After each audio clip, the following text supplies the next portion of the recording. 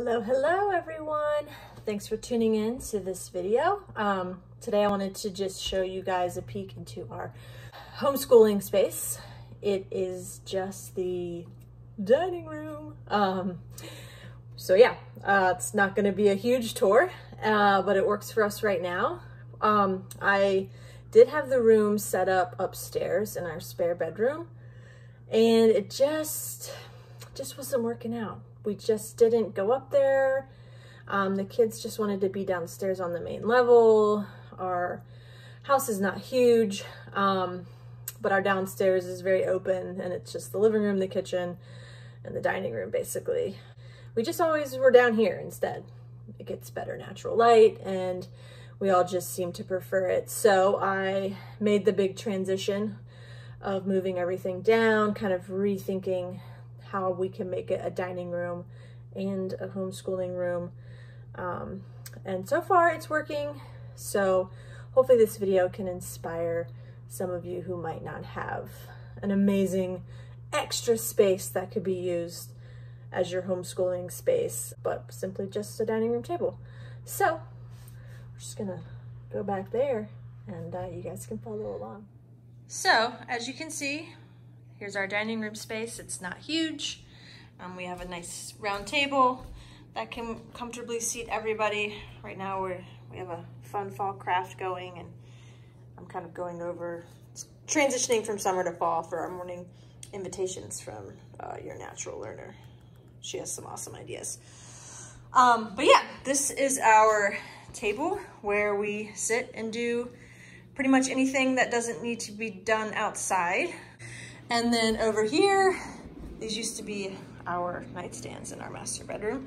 But right now they are being multi-purpose down here to hold some of our most used craft supplies. We have markers, colored pencils, quick sticks, which if you don't know about quick sticks, you should just go ahead and Amazon some right now because they're awesome. And then over here are some of our most used stuff, like dry erase stuff for handwriting, practicing, some smaller pencils for the kids, pencils, pencil sharpeners, scissors, little notebooks. They like to make little books and stories. And my kids love to tape. They love to use tape. So we have a lot of different varieties of tapes. Our little globe that works for us. And then these in here, this is actually just this isn't ideal, but it works for me right now. This is our curriculum stuff. So we have, jotted down. We're doing some wild math and wild reading combined with some torchlight stuff, kind of a hodgepodge. And then this is just some quick stuff for me to grab. I have two little journals, and always using my faithful hole puncher, a couple of loose leaf worksheet type stuff, activities, yada, yada, yada. I would like it to be maybe in a different place sometime soon, but for now, it works right there. Over here, this chair wasn't really here originally, but it's kind of been moved here. But it works for now. And then here's some of our torchlight books that we utilize, and just some really fun, kind of bigger, giant books that we like to look at as well. And then this old hutch is kind of where we store other stuff. So in here, it's like Play-Doh and kinetic sand, a couple other art supplies. Bottom drawer is paint. It's not super organized, but we have my Posca art pens, which I am obsessed with. Various paints, a couple of other random stuff down there, and then paper for them to just quickly grab. And then in here, we kind of just have a hodgepodge of random activities. Art books for me. I'm pretty obsessed with all things kid art, so lots of different books for me to be inspired by, variety of art stuff. These are some fun games and manipulatives and cards.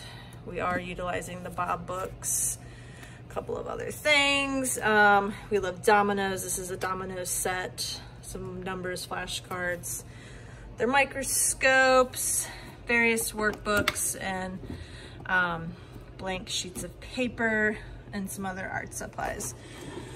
We love oil pastels, and then we have some chalk pastels, which we love, just some crayons.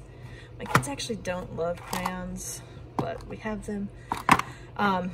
These are awesome too, these Wonder Sticks. And then we have their Yoto players, which is kind of like a Tony's box, I guess. Comes with reading cards and music cards. They each have their own little player.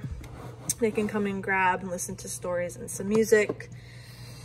And yeah, this is basically the space. It's right by the kitchen. We have our little calendar, weather, learning about the seasons thing there.